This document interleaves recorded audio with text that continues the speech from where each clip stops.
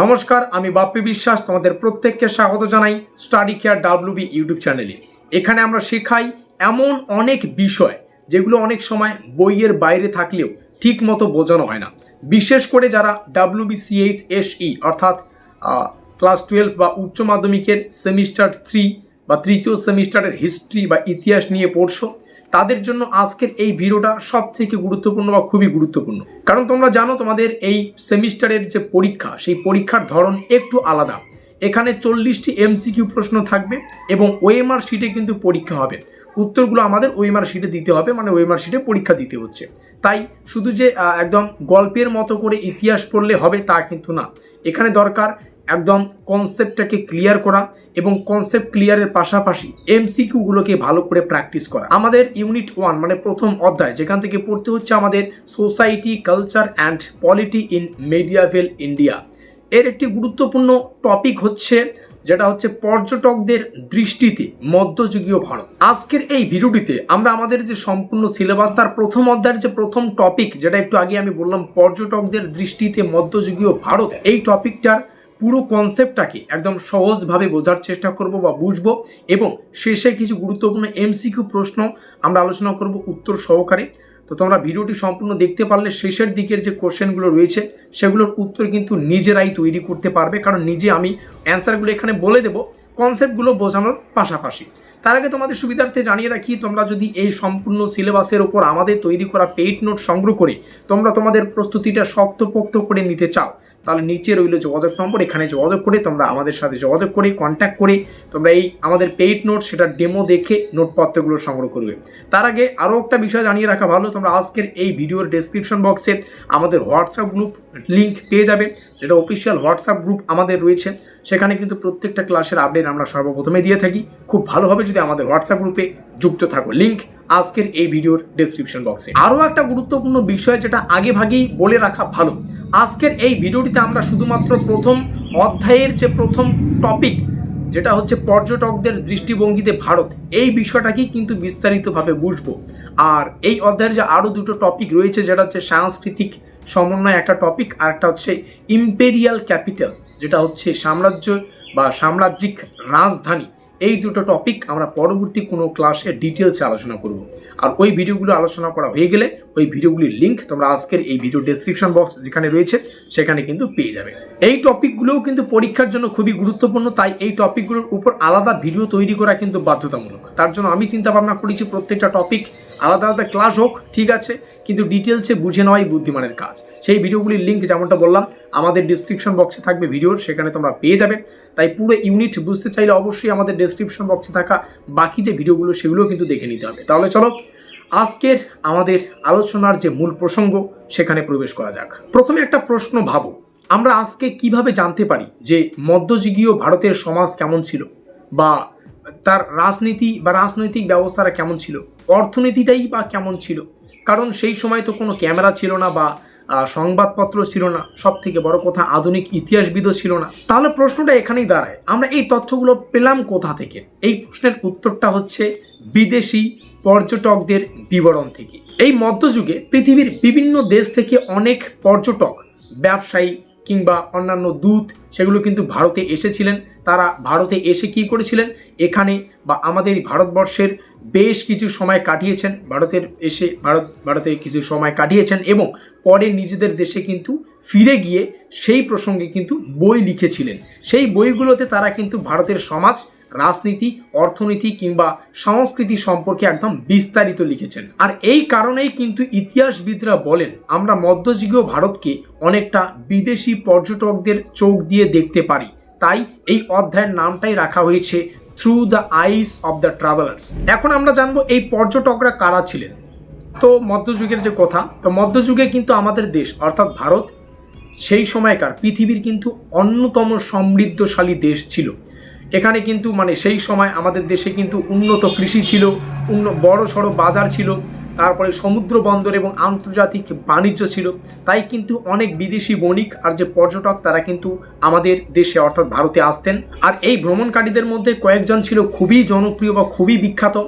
আর প্রথমেই আমরা যে নামটা বলবো সেটা তোমরা সেই নামটা কিন্তু বারংবার শুনেছো, সেটা হচ্ছে আল বিরুনি তো প্রথমেই এই আল বিরুনির পুরো গল্পটাকে আমরা বোঝার চেষ্টা করব। এই আল বিরুনি নামটা কেমন যেন একটু চিরুনি চিরুনি মনে হয়, তো যাই হোক কোনো ব্যাপার না। তো এই আল বিরুনি ছিলেন পারস্যের একজন পণ্ডিত। তিনি মোটামুটি 1100 শতকে কিন্তু ভারতে এসেছিলেন। তিনি শুধু যে ভ্রমণের কাহিনী সেটা কিন্তু না, ভারতীয় সমাজ তারপরে ধর্ম এই সম্পর্কে কিন্তু গভীরভাবে গবেষণা করেছিলেন। তিনি সংস্কৃতি তারপরে বা সংস্কৃত ভাষায়ও কিন্তু অনেক কিছু শিখেছিলেন সংস্কৃত ভাষা সম্পর্কে। তো এই আল বিরুনির কাহিনী আমরা প্রথমেই পেয়ে গেলাম। আর তার লেখা একটা বিখ্যাত যে গ্রন্থ সেটা আমরা এখানেই পাই, সেটা হচ্ছে কিতাব উল হিন্দ। এই গ্রন্থটা সম্পর্কে পরীক্ষায় কিন্তু বারংবার কোশ্চেন আসে, অবশ্যই খাতায় লিখে রাখো। আর এই যে গ্রন্থ বা এই বইতে তিনি কিন্তু ভারতীয় সমাজ, ভারতের ধর্ম, তারপরে ভারতের যে দর্শন মানে ফিলোসফি যেটা আমরা বলছি, এবং ভারতের যে সংস্কৃতি সেই সম্পর্কে অনেক গুরুত্বপূর্ণ তথ্য দিয়েছেন। এবং বিশেষ করে তিনি ভারতীয় সমাজের যে জাতিভেদ প্রথা, সেই জাতিভেদ প্রথা সম্পর্কে কিন্তু বিস্তারিত লিখেছেন আল বিরুনির লেখা কিতাব উল হিন্দ গ্রন্থে বা বইয়ে। এর পরবর্তী একজন ব্যক্তি হুট করে ছুটে আসে, সেটা হচ্ছে ইবন বতুতা। তো এখন আমরা আলোচনা করব এই ইবন বতুতা সম্পর্কে। ইবন বতুতা ছিলেন একজন মরক্কোর বিখ্যাত ভ্রমণকারী। তিনি কিন্তু মোটামুটি 1400 শতকের সময় ভারতে এসেছিলেন এবং দিল্লির যে সুলতান নাম হচ্ছে মোহাম্মদ বিন তুগলক, সেই মোহাম্মদ বিন তুগলকের আমলে বা তার সময়ে কিন্তু ভারতে কয়েক বছর ছিলেন। আর তিনি দিল্লির দরবারে কাজী বলতে আমরা কি বলবো, বিচারক থাকেন না, তো বিচারক হিসাবে কিন্তু কাজ করেছিলেন। এবং পরবর্তী সময়ে তিনি নিজের ভ্রমণের অভিজ্ঞতা সম্পর্কে একটা বই রচনা করেন বা বই লিখেছেন, যেটা হচ্ছে রিহোলা, বৈষ্ণব হিসিকার হল একরেলা রিহোলা। তো এই বই থেকে আমরা কিন্তু দিল্লি সুলতানাতের প্রশাসন জানতে পারি, সমাজ আর অর্থনীতি এই সম্পর্কেও কিন্তু অনেক তথ্য পাই। আরেকজন গুরুত্বপূর্ণ পর্যটক ছিলেন যার নাম হচ্ছে মার্কো পোলো। তিনি ইতালির একজন ব্যবসায়ী ও ভ্রমণকারী ছিলেন। তিনি দক্ষিণ ভারতের বিভিন্ন অঞ্চল ভ্রমণ করেছিলেন। তার লেখায় আমরা কিন্তু দক্ষিণ ভারতের যে বাণিজ্য, তারপরে হচ্ছে মুক্তার ব্যবস্থা এবং অর্থনৈতিক যে সমৃদ্ধির কথা সেগুলো কিন্তু জানতে পারি। তিনি লিখেছিলেন যে দক্ষিণ ভারতের বন্দরগুলো আন্তর্জাতিক বাণিজ্যের জন্যই কিন্তু খুবই গুরুত্বপূর্ণ বা জনপ্রিয়। এছাড়াও আরও একজন গুরুত্বপূর্ণ ভ্রমণকারী ছিলেন যার নাম হচ্ছে আব্দুর রাজ্জাক। তিনি পারস্যের দূত হিসাবে এই বিজয়নগর সাম্রাজ্যে এসেছিলেন। তিনি বিজয়নগরের শহরের রাজধানীর বর্ণনা করতে গিয়ে লিখেছিলেন যে এটি অত্যন্ত সমৃদ্ধ ও বৃহৎ নগরী ছিল। তার লেখায় বিজয়নগরের সমাজ, অর্থনীতি, সংস্কৃতির ওপর কিন্তু অনেক গুরুত্বপূর্ণ তথ্য পাওয়া যায়। এখন আমরা বুঝবো এই ভ্রমণকারীদের লেখা থেকে আমরা কি কি জানতে পারি। প্রথমত আমরা জানতে পারি প্রশাসনিক কাঠামো সম্পর্কে। অনেক পর্যটক রাজদরবারে থেকেছেন এবং রাজাদের যে শাসন ব্যবস্থা সেই শাসন ব্যবস্থাটা কিন্তু অত্যন্ত কাছ থেকে দেখেছেন, নিজেদের চোখে দেখেছেন, অনুভব করেছেন। যেমন ইবন বতুতা দিল্লি সুলতানাতের যে প্রশাসন সেই সম্পর্কে কিন্তু বিস্তারিত লিখেছেন, কারণ সেটা তিনি দেখেছেন, ওই সময় তিনি সেখানে উপস্থিত ছিলেন। তিনি লিখেছেন কিভাবে সুলতান রাজ্য পরিচালনা করতেন এবং কিভাবে প্রশাসনিক কর্মকর্তারা কাজ করতেন। দ্বিতীয়ত আমরা জানতে পারি অর্থনৈতিক জীবন সম্পর্কে। ভ্রমণকারীরা ভারতের কৃষি বাজার বলো, বাণিজ্য ও সমুদ্র বন্দর সম্পর্কে কিন্তু অনেক তথ্য দিয়েছেন। তার মধ্যে তারা লিখেছেন যে ভারতের কৃষি উৎপাদন অনেক বেশি ছিল এবং বিদেশি বণিকরা কিন্তু এখানে বাণিজ্য করতে আসতো। বিশেষ করে দক্ষিণ ভারতের বন্দরগুলো আন্তর্জাতিক বাণিজ্যের কেন্দ্র ছিল। তৃতীয়ত আমরা জানতে পারি সামাজিক জীবন সম্পর্কে।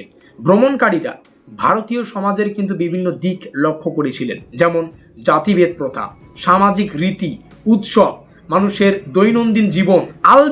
এই আল বিরুনি কিন্তু বিশেষ করে ভারতীয় সমাজের যে জাতি ব্যবস্থা সেই নিয়ে কিন্তু আলোচনা করেছিলেন। চতুর্থত আমরা জানতে পারি ধর্মীয় জীবন সম্পর্কে। মধ্যযুগীয় ভারতে বিভিন্ন ধর্ম আর সম্প্রদায় ছিল, যেমন হিন্দু ধর্ম, ইসলাম, সুফিবাদ, ভক্তি আন্দোলন। এই ধর্মীয় বৈচিত্র্য বিদেশি পর্যটকদের কাছে কিন্তু খুবই আকর্ষণীয় মনে হয়েছিল, ঠিক আছে, খুবই জনপ্রিয় মনে হয়েছিল। তাই তারা তাদের লেখায় এসব বিষয় কিন্তু উল্লেখ করেছেন। পঞ্চমত আমরা জানতে পারি সাহিত্য, শিল্প আর স্থাপত্য সম্পর্কে। বিশেষ করে যখন অনেক ভ্রমণকারী ভারতের মন্দির, মসজিদ বলো, প্রাসাদ বলো, স্থাপত্য বলো, এগুলো দেখে মুগ্ধ হয়েছিলেন, তাদের লেখায় আমরা জানতে পারি যে মধ্যযুগীয় ভারতে শিল্প ও স্থাপত্য কিন্তু অনেকটাই উন্নত ছিল। এবার প্রশ্ন হচ্ছে এই ভ্রমণকারীদের বিবরণ ইতিহাসে এত গুরুত্বপূর্ণ কেন? প্রথম কারণ হলো এগুলোর ঐতিহাসিক উৎস হিসাবে কিন্তু খুব গুরুত্বপূর্ণ। এই সমস্ত বিষয় ঐতিহাসিক যে উৎস, মানে ইতিহাস তথ্য জানতে গেলে যে উৎসগুলো প্রয়োজন, সেই ঐতিহাসিক উৎস হিসাবে কিন্তু খুবই গুরুত্বপূর্ণ।